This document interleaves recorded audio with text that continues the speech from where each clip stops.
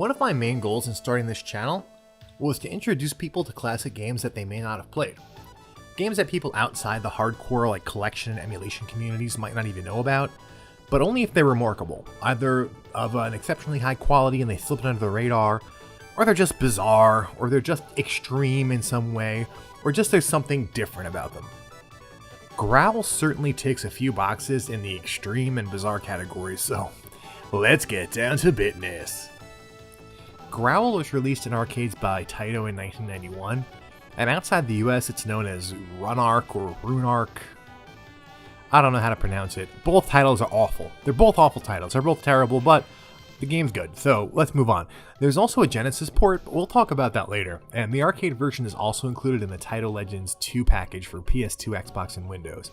So you have an opportunity to own this game for yourself if you would like. The arcade cabinet runs on Taito's F2 system hardware, which features an MC68K processor running at a blazing 12 MHz. That doesn't sound like much today, but that's like 3.5 Genesises. A Z80 sound CPU, and a Yamaha 2610 sound chip.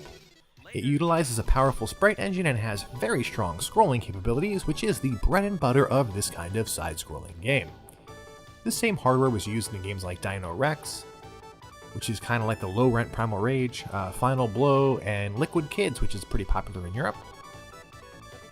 Both 2-player and 4-player cabinets were released, and they all use the same board, so the cabinet type is determined by the dip switches. In this beat 'em up, you play as a forest ranger tasked with protecting the local wildlife from the largest gang of poachers in the history of poaching.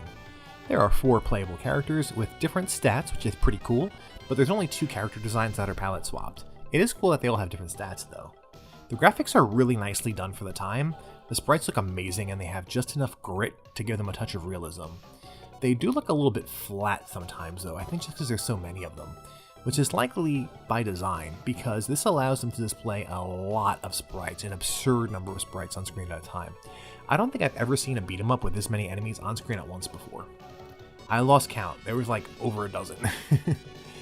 The sprites are definitely what stand out. The backgrounds look a little grainy and they're a little washed out. There's nothing really interesting about them. I mean, they fit the motif of the game and some of the spots look cool, but for the most part, they're just kind of there. Like, I don't really remember much about them. The music is mostly unremarkable, but there are some really nice sounding voice clips. And I'm noticing a trend in these arcade machines that have the Z80 and the the Yamaha chips. They all seem to have really nice voice samples, so something about those 2 pieces of hardware working together seems to make that happen. Apart from the large number of enemies that appear on screen, what really stands out about the game is how you fight them. The hand-to-hand combat's not that exciting, there's only a handful of moves, it's a standard 2-button control, jump and punch, and you can do like a spin kick, you can do a throw. In fact, when you can do a throw when somebody drops to their hands and knees, which is kind of a cool little addition there, cool little detail.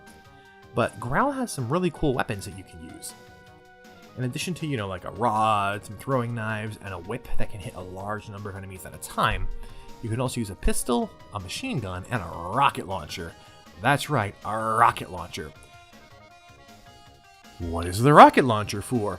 To blow up tanks? No. To blow up planes? Oh no.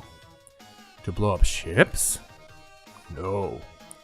To blow up people. When you fire a rocket into a group of copy-pasted and palette-swapped poachers, you are rewarded with a comic book onomatopoeia and a storm of limbs and viscera that would make a horror movie director blush. Both the machine gun and the rocket launcher can be used as melee weapons when all the ammunition has been used up. The machine gun has a bayonet, the rocket launcher is just big, I guess, and hurts if you hit somebody with it.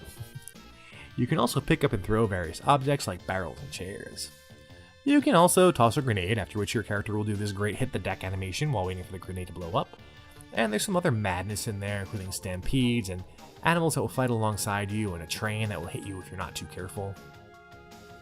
While the rank and file enemies are just copies of a handful of redesigns, the bosses are pretty out there, like this early Jason Voorhees guy and the penultimate boss who is like Tuxedo Mask but evil. You move on from one stage to another pretty seamlessly, and you'll fight in such exotic locales as a cargo ship, the top of a train, and a lava-filled cave that is platforming, and that is total bullshit. You only get 1 life per credit, but the screen clears every time you continue, so that helps. It's really very much an insert quarters to win type of a game. There's also a Genesis/Megadrive port. In addition to the very obvious downgrading graphics, it also has no voice acting and no screen clear, and you're stuck with the same character for the whole game. You also have a limited number of credits. They did give the characters names, and they removed the platforming level, so those are some definite enhancements right there. All that being said, I think that Growl is a game that you can have a lot of fun with. It's definitely a rainy day afternoon well spent. I highly recommend it for fans of beat-em-ups and unusual arcade games. And that's it. That's all I got for Growl/RunArc. I hope you enjoyed. Please leave a comment and let me know you were here in order to help the channel grow. Thank you, and until next time, game over.